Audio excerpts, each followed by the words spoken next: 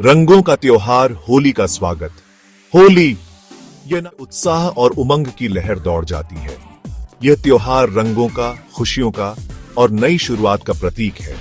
बसंत ऋतु के आगमन पर मनाया जाने वाला यह पर्व हमें प्रकृति के रंगों में रंगने का अवसर देता है।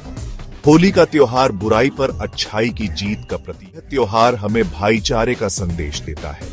इस दिन लोग पुराने गिले शिकवे भुलाकर एक दूसरे के गले मिलते हैं। होली के रंग हमारे जीवन में खुशियां भर देते हैं। यह त्योहार हमें जीवन का आनंद लेना सिखाता है। आइए इस निबंध के माध्यम से हम होली के रंगों में और इस त्योहार के अनसुने रहस्यों को जानें। अग्नि परीक्षा, होलिका दहन की कहानी। होली का त्योहार होलिका दहन से जुड़ा है। यह कथा भक्त प्रहलाद और उसकी दुष्ट चाची होलिका की है।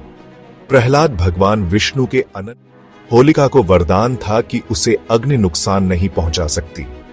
इसका फायदा उठाकर वह प्रहलाद को मारने की कोशिश करती है।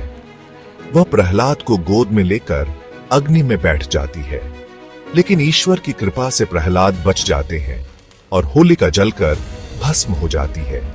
इस प्रकार बुराई पर अच्छाई की जीत होती है। यह कथा हमें सच्चाई और ईश्वर में अटूट विश्वास रखने का संदेश देती है। यह त्योहार हमें यह भी सिखाता है कि बुराई का अंत निश्चित है। दिव्य प्रेम और त्याग, राधा कृष्ण की होली। होली का त्योहार भगवान कृष्ण और राधा के दिव्य प्रेम का प्रतीक है। ब्रज में कृष्ण और राधा विश्व प्रसिद्ध है। ऐसा कहा जाता है कि कृष्ण को बचपन में अपना रंग सांवला होने का दुख था।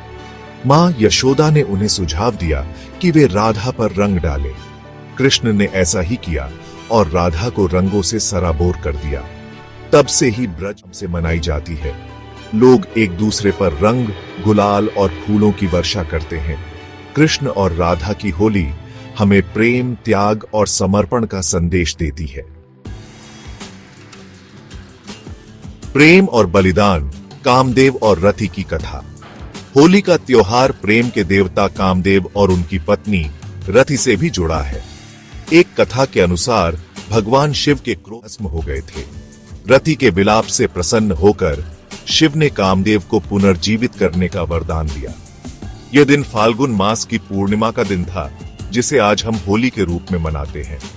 यह कथा हमें सच्चे प्रेम और बलिदान का महत्व बताती है। यह हमें यह भी सिखाता है कि प्रेम की शक्ति असीम होती है।